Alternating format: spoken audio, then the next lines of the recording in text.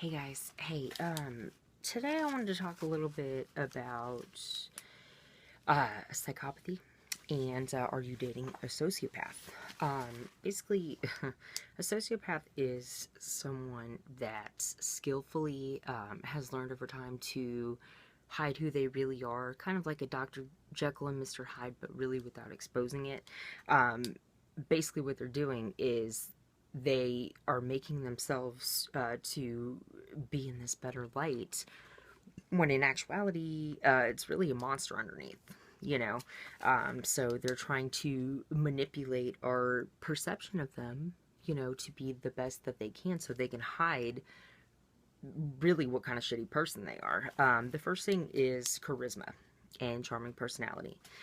A sociopath is very charming. He is going to make you feel like you are the prettiest, most valuable, you know, trophy female in the world. I mean, and it's almost a lot of times so thick that they're laying it on, and you kind of feel like they're overdoing it a little bit. Like a good example of this would be like when you first wake up in the morning. You know, you get out of bed, maybe your hair's messed up, you got a little, you know, mascara on, whatnot, and you know, they tend to lay it on pretty thick, like, oh my gosh, you're so beautiful, and I love you, I've never seen anybody this beautiful in the morning, you know. It's bullshit. You know, and you tend to have that gut feeling, you know, kind of like, you know, and maybe they're not lying, but they're kind of overdoing it a little bit. But keep that in mind. And also, the charmingness, they do it to other people. So it's not just you, it's going to be anybody that, you know, that they come into contact with because they want to be viewed as a good person. It's a likability kind of factor, which brings us into the next one, which is superficial charm. Uh, Basically, the way a sociopath thinks is what better way to get whatever you want in life than by lying. You can manipulate and distort and twist, you know, facts and, you know, feelings in to elicit, you know, the outcome, the desired outcome or the response that you want. Generally, you know, these words are very smooth. They just kind of roll off the tongue. There's no hesitation. There's no stutter. There's no, you know, kind of where they get in sweat and they feel like, you know, oh, we're a little nervous. It's very natural. You would never, hardly ever notice that. You know, usually they do something called mirroring, which is because a sociopath lacks any true feeling or emotion or, you know, remorse or resentment, conscience. So what they have to do is it's kind of like a bird, like a parrot. You know, they can whistle and say phrases, but they don't really know what it means. All they're going to do is mirror. So these men are going to mirror you with, you know, language, maybe texting style, body language, you know, the way that you stare, walk, or sit. You know, it's going to be, they are going to try to make themselves a direct reflection of you. You know, and the main reason for doing this is because you know yourself best. So if they can reflect themselves to appear like you, that gains your trust. And they want you to feel comfortable around them. They, you know, they want you to feel like, oh my gosh, wow, this person's really awesome, you know, and then that's kind of about the point when they're going to start coming in and they're going to start feeding you what I call empty promises, empty lies. They are going to tell you anything you want to hear. And, you know, they do this because it's kind of like throwing a fishing line out. You know, when you get better and better and better bait, you get bigger and bigger and bigger fish, you know, but then they'll keep coming back. And that's kind of how these men tend to be, you know, and then that kind of brings us into number 3, which is an elusive past. Generally, rule of thumb, if, you know, this person is saying, you know, oh, you're the best thing in the world, you're pretty, I love you, blah, blah, blah, you know, any decent guy is going to want to show you off. He's going to want you to meet his family. He's going to want you to meet his friends. He's going to, you know, want to tell everybody that you're his. Unfortunately for sociopaths, they do not. You never meet any family or friends. There's always some kind of excuse. You know, my mom's sick, my dad's in jail, my grandma died, you know, the list goes on and on. Basically, they're doing this because they more or less don't want to be found out.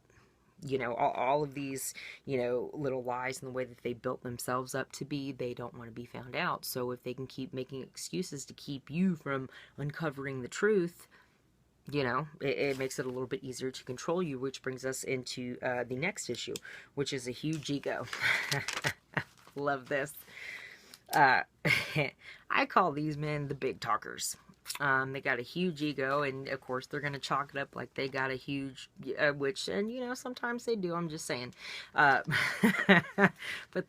this is going to be one of the few times where, when they pump themselves up, you know, and sell themselves to you like, oh, I'm so good in bed and da da da, and I can, you know, make you feel this way like you've never felt before. This is actually one of the few times where sociopaths are telling the truth because they know that they're good in bed, and that's kind of like a leverage that they have.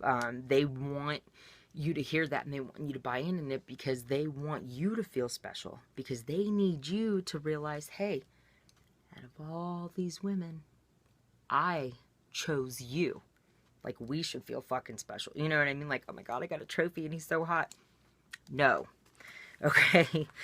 Which, you know, is selling themselves to you, okay? And then that brings me into the next one, which is, I don't want to say victim of circumstance, but they're trying to gain sympathy from you, and what they're going to do, and generally, you know, everybody knows I love my bad boys, like that, they're going to, you know, try to play off the fact that, you know, oh, I had a terrible childhood, or, you know, my dad used to beat the shit out of me, or my mom was an alcoholic, or I watched my friend die, I was in a gang, and they just did all that.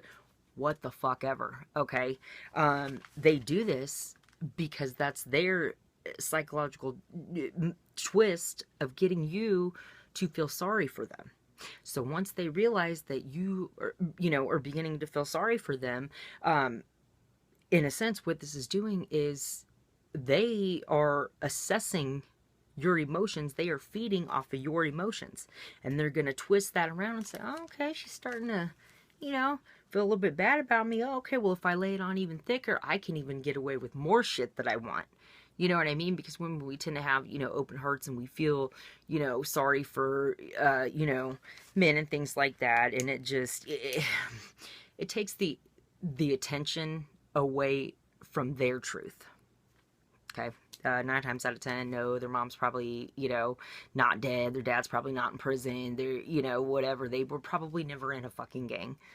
You know, but it's to make you lower your guard a little bit, your emotional guard, and just, you know, open your gates up to them so they can come in and, you know, trample all over your heart. Yeah. Okay, which brings us to the next one. They want to spend all their time with you, usually in the beginning. And at first, you know, this is quite flattering. They tend to move very quickly.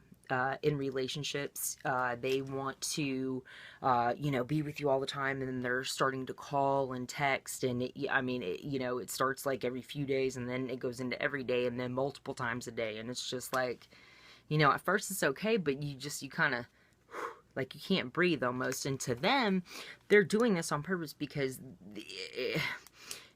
it's almost like keeping a dog chained to a tree. You know, they want you right where they have you, because to them, that's control. They can keep you right where they want you without ever having to worry about it. They're trying, in a sense, to make you become dependent on them, you know, and that's not cool. I'm not cool with that. It's a false sense of intimacy. Like I said, they don't, emotions, they don't feel. They don't love. They don't know how.